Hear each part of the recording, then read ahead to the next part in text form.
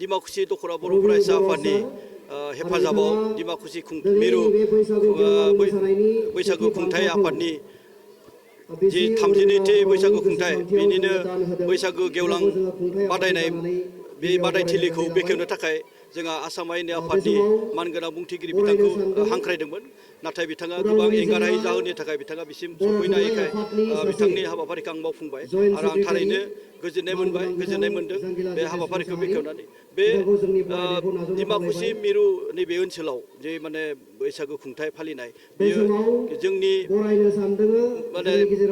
आनसलिकनि सिङाव एबा दखरानि सिङाव थानाय मोनफ्रोमबो गामिनिफ्राय फैनानै जेरैबायदि लोब लोब बाहागो लाफैदों बे थारैनो जोंनि थाखाय गोग्गाथावना आरो बेयो जों बयबो मिथिगौ जे जोंनि ओनसोलाव दिनैनि माने थारिखआव माने खेराइ मोसानाय खेराइ माबा बादायलायनायफ्रा गोबां खम जालांनायनि खारनाव गामि गामि ओनसोलफ्राव खेराइ हानजाफ्रा गोमालांनो हमदों आरो नैबे बादायनायनि गेजेरजों निश्चयकै जोंनि गामि ओनसोलफ्राव थुलुंगा मोनगोन खेराइ मोसानाय खेराइ हानजा दिहुननो थाखाय जों बेखौनो हांख्रायदों आरो नैबेनि गेजेरजोंनो निश्चयकै रायजोनि गेजेराव मोनसे प्रभाब गोग्लैगोन जे जोंनि बैसागु फालिनाया साफ्रोमबो न'खरजों लोगोसे खेराइ मोसानाय थुलुंगा होनाय जायफ्रा गोसो गुदुं देंखोगिरि गोसो गुदुं मोसानो ओंखारनाय बिथांमोनखौ जों थुलुंगा होनो हागोन जोंजों बाहागो लानो हादों हारिमु बिलिफाङावसो बांसिन दैमा बोसोन गुदि फरायसालिनि आजिरा मोननाय गाहाय फोरोंगिरि बैसागु मोसानांगोन डिमाकुसि प्राइमारि मोनसे साम थायो मोनसे थाखोनि सुबुंफोर दङ जे हारिमु बिलिफांखौ लोब लोब फैनानै मोसानाय मोनसे जों थासारिखौ नुयो ज' ज' फैनायखौ नुयो बांसिन मानसि जानायखौ नुयो नैबिदि मोनसे गेवलां मोसानाय बा माबाखौ एसे मानसिफ्रा खम जानायखौ जों नुयो बे नंगौ खिन्थु माने माब्लाबा मानसिफ्रा बेस्थ'बो थायो नालाय सानफ्राव बेखायनो मोनाबिलियाव हारिमु बिलिफाङाव मानसिफ्रा गावनि खामानि मावनानै फोजोबनानै फैयो बेखायनो थुबुर जाफैनाय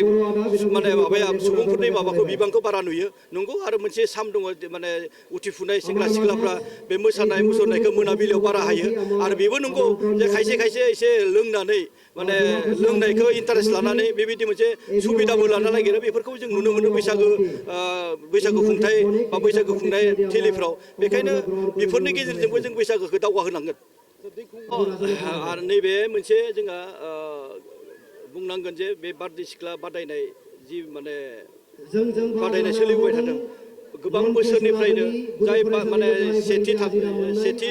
थाखोआव उथ्रिनो हायो बादायनायाव देरहानो हायो बिथांनो मोनसे सनानि जिन्ज्रि होनाय जायो आरो बे सनानि जिन्ज्रिखौ मोनगिरि बिथांमोना थारैनो गोजोननायखौ जों नुनो आरो बेयो जोंनि थाखाय मोसागिरि जायफ्रा बारदै सिख्ला माने मोसानो गोरों बिथांमोनखौ थुलुंगा होनायनि थाखाय बे एसे माने 1 तला सनानि दामि मोनसे सेन होनाय जाबोबाय थानायखौ जों नुनो मोन्दों नाथायबा बे बादायनाया खिन्थु डिमाकुसि ओनसोलाव जादों उदालगुरि जिल्ला हिसाबै बिटिआर नाङैनो मानो खालामनायनि बेबायदि राहा बेहाय मोनसे उसुबिदा दङ जे जोङो बेखौ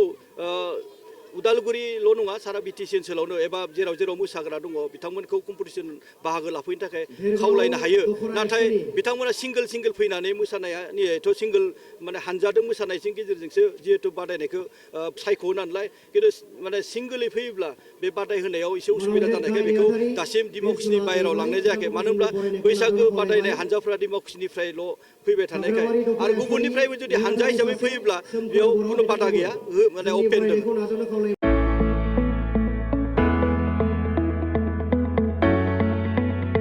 मोनसे गोजोनथाव खौरां बर' सावथुन नायनो मोजां मोनग्रा रायजो राजाफोरनि थाखाय मोनसे गोजोनथाव खौरां खम बेसेननि गेजेरजोंनो नोंथाङा नायनो हागोन बर'नि गासै गोजाम गोदान सावथुनफोरखौ बर' सावथुन नायनो थाखाय ओंखारदों मोनसे आंगो स्ट्रिम एप बे आंगो स्ट्रिम एपखौ नोंथाङा नोंथांनि मबाइलाव डाउनल'ड खालामनानै खम बेसेनावनो बर'नि गोजाम गोदान गासै सावथुनफोरखौनो नायनो हागोन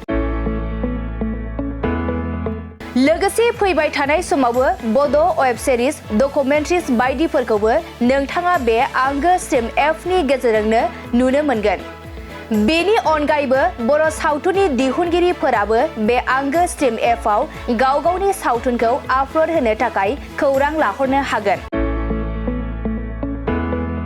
आरो जाय बिथांमोननि सावथुनफोरा इउट्युबाव पाब्लिश जायाखै बिथांमोनाबो बे एपआव आपल'ड होनो थाखाय खौरां लाहरनो हागोन